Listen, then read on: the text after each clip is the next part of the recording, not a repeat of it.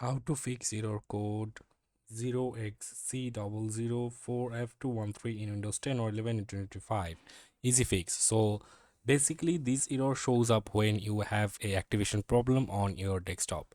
So first of all, what you'll need to do, you have to click on the Windows search bar and search for activation settings, and you just have to simply click on the activation settings from here.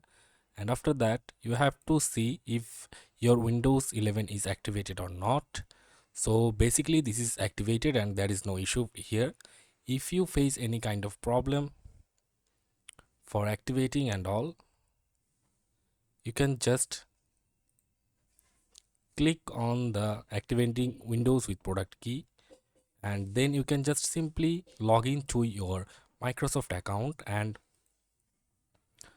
look for which device are you facing the problem, and then you can just click on activate button and select it and activate the Windows with the activation key. So that's it for this video. That's how you can solve the issue.